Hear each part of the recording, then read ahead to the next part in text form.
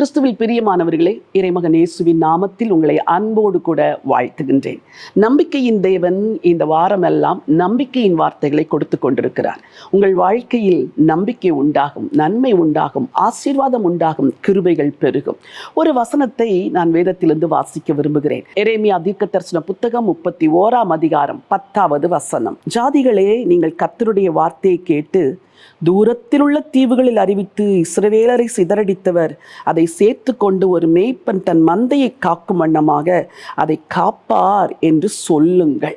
மக்களுக்கு ஒரு நம்பிக்கையின் வார்த்தையை தேவன் கொடுக்கிறார். அது என்ன வார்த்தை தெரியுமா? இஸ்ரவேலரை சிதறடித்தவர் ஒரு மேய்ப்பன் தன் மந்தையை காக்கும் வண்ணமாக அதை காப்பார் என்று சொல்லுங்கள் என்று சொல்லுகிறார். உங்கள் வாழ்க்கையிலே தீமைகள் நடந்திருக்கலாம், சிதறடிப்பு நடந்திருக்கலாம், ஒருவேளை நீங்கள் ஒடுக்கப்பட்ட ஒரு நிலைமையில் இருக்கலாம். ஐயோ, எனக்கு என்ன பாதுகாப்பு இருக்கிறது என்று கூட நீங்கள் கேட்கும் ஒரு நிலைமையில் இருக்கலாம்.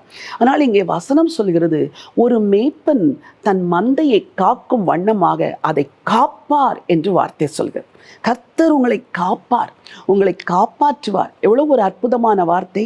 வியாதியில் படுத்திருக்கிறீர்களா? இந்த வியாதி என்னை விட்டு மாறுமா, இந்த வேதனை என்னை விட்டு நீங்குமா என்று கவலையோடு இருக்கிறீர்களா? இன்னைக்கு உங்களுக்கு சொல்கிறேன், ஒரு மேய்ப்பன் தன் மந்தையை காக்கும் வண்ணமாக கர்த்தர் உங்களை காப்பாற்றுவார், உங்களை காப்பார். இதை தூரத்தில் உள்ள தீவுகளுக்கு அறிவியுங்கள் என்று சொல்லுகிறார். அப்படி என்றால் கர்த்தர் ஒரு செய்தியை ஒருவருக்கு கொடுக்கும் பொழுது அந்த செய்தி பிறருக்கும் அறிவிக்கப்பட வேண்டும் என்று ஆண்டவர் விரும்புகிறார். இந்த செய்தியை இன்றைக்கு உங்களுக்கு கொடுக்கிறார் அல்லவா? நீங்கள் மாத்திரம் கேட்டுவிட்டு செல்போனை ஆஃப் பண்ணி விட்டு போகக்கூடாது. ஆண்டவரே, இந்த செய்தி தூரத்தில் இதை போல நம்பிக்கை இழந்திருக்கிற மக்களுக்கு கொடுக்கப்பட வேண்டுமே, நான் இதை அனுப்புகிறேன் அவர்களுக்கு என்று சொல்லி நம்பிக்கை இழந்திருக்கிற கர்த்தர் என்னை காப்பாற்றுவாரா என்று சந்தேகத்தில் ஊசலாடி கொண்டிருக்கிற ஒரு சிலருக்கு நீங்கள் இந்த செய்தியை அனுப்பியே ஆக வேண்டும். ஒரு சிறிய செய்தி, ஆனால் அநேகருடைய வாழ்க்கையில் தைரியத்தையும் நம்பிக்கையும் கொடுக்கிறது. இது என் வார்த்தை அல்ல, இது தேவனுடைய வார்த்தை. ஆகவே உங்களை காப்பேன் என்று கர்த்தர் முதலாவது உங்களுக்கு சொல்லுகிறார். இரண்டாவதாக இந்த செய்தியை தூரத்தில் உள்ள தீவுகளுக்கு அறிவியுங்கள் என்று சொல்லுகிறார். ஒருவேளை வெளி தேசத்தில், வெளி மாநிலங்களில் வாழுகிற உங்கள் நண்பர்கள், உறவினர்கள், அவர்கள் ஆண்டவரை அறியாதவர்களாய் கூட இருக்கலாம். அவர்களுக்கு இந்த செய்தியை அறிவியுங்கள். எத்தனையோ ஆண்டவரை அறியாதவர்கள் விரும்பி இந்த செய்திகளை கேட்கிறார்கள்.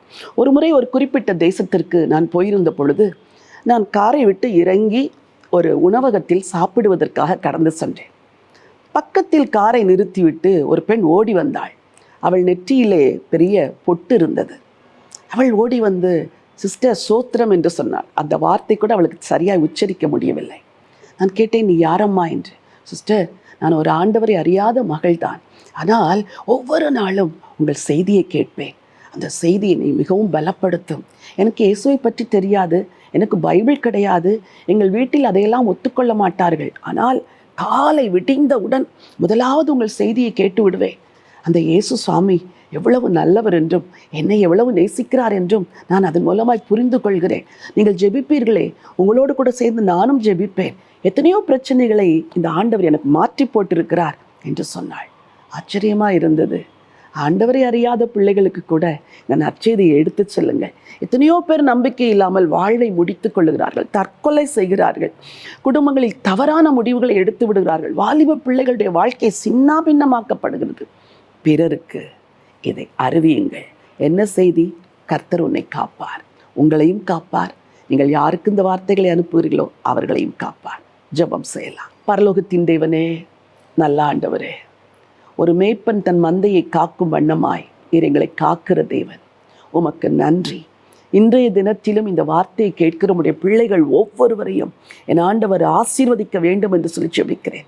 ஒரு மேய்ப்பன் தன் மந்தையை காக்கும் வண்ணமாய் எல்லா தீங்குகளுக்கும், தீமைகளுக்கும், சத்துருவின் வல்லமைகளுக்கும், ஓநாய்களுக்கும், சிங்கங்கள், புலிகளை போன்ற சத்துருவின் வல்லமைகளுக்கும் உங்கள் பிள்ளைங்களை விலக்கி காக்கும்படியாக ஜெபிக்கிறேனப்பா.